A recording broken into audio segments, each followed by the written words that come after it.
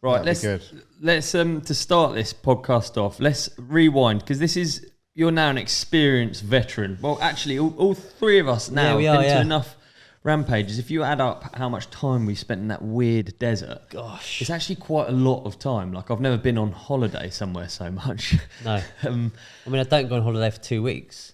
Yeah, exactly, yeah. No. So your first experience of Red Bull Rampage was when?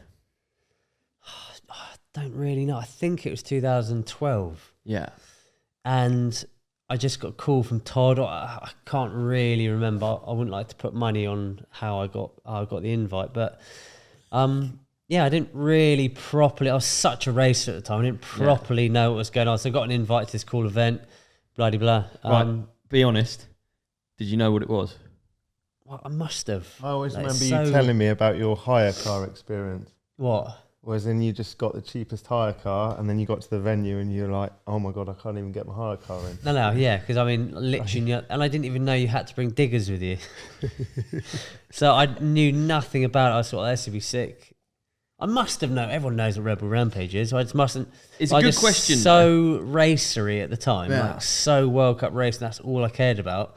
I probably just thought it was idiots just jumping off cliffs like for a laugh. Also, the reason for my question is because probably for a long period of time you didn't really consume any mountain bike content. This is before social media. You weren't really leafing through magazines, were you, as a young... No.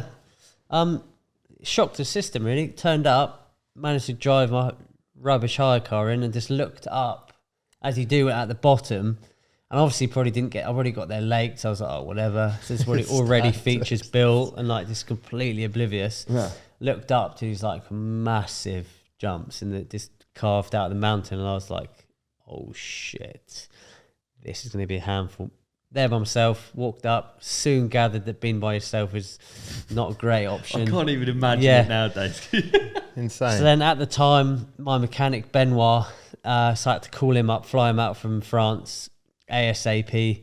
Then I had another friend, actually, a random friend I met on a trail ride in California at the time. He lived in near Laguna, called Shane, and he was a firefighter at the time.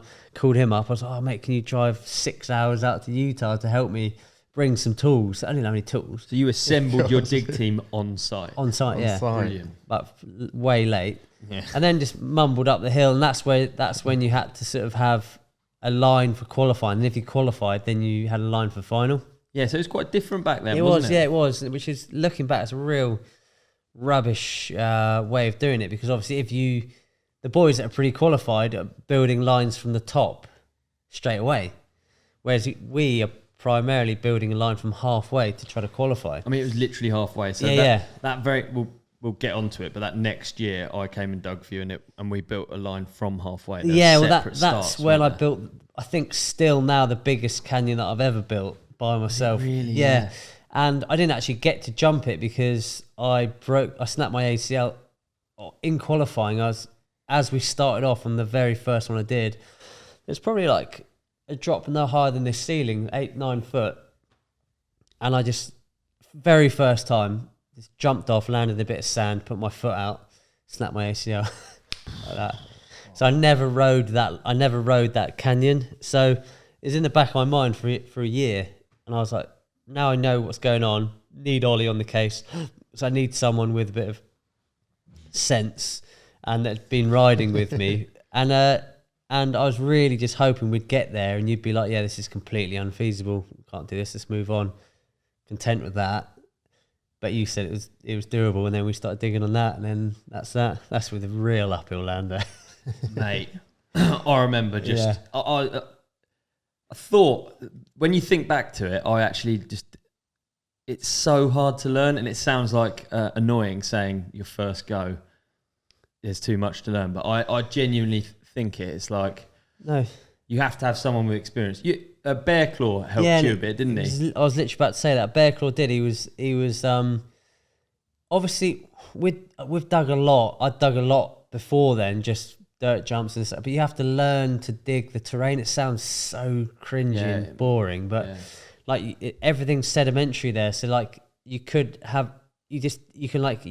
completely use the land to make your features. If you try to build a for example, 4 foot high takeoff out of sand, which is plenty of sand there, you're just going to be screwed, don't you? You just have to find a nice layer of rock, and then you build a little wall around it, then you fill it in the middle, and water there just works so well, doesn't it? Like that. Well, that's something that's definitely changed over the last couple of years. Irrigation. I mean, even the first couple of years that we went, it was a case of taking a camelback with various water that you had, and obviously now the water source has become a lot more readily available. Yeah.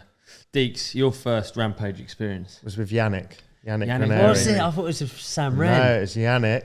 And anyone who knows Yanik Graneri knows he's such a lovely bloke, but he's not the most proactive. He likes his lions, and unfortunately he broke his ankle that year, and that's when I just started helping Sam and Bren, Team GB, all of that good stuff. Oh, he broke his ankle. What, out there? Out there. He went for I think it was like a free just in practice, and he ended up just over jumping or over rotating, and then broke his ankle. So had you done a whole build by then? Pretty much, because he went there the year prior, so there was a lot of the original line still there, and it was just tinkering with some stuff, and there was this horrible step down onto this feature, and he ended up just overshooting that, I believe. So then he just pumped a bit harder into this takeoff, and then horrible. I wonder, I've noticed over the years you sort of develop these, like you developed Vertigo last year, didn't you? Oh mate, a terrible Vertigo. Like anywhere where there's ridiculously high and gnarly, I go back to my old self of getting the rake or the hose. Raking hose, yeah. I mean, some would say it's my signature manoeuvre, but I'll take it. Okay. Hey man, what an episode that was. You did amazing in it. And so did you. You shone like a star. You shone like a moon. Can we also put something up here that you can click on for the next episode? How about we put a subscribe up there in the middle? Yeah, we're going to put a video we think that our lovely companionship will love on your face. On my face? Yeah. And so they can't see me now? Gone. And on my face, another video that we think people will love. And thank you for watching. Thank you for listening. Please hit like and subscribe. You guys are the best. Peace and love.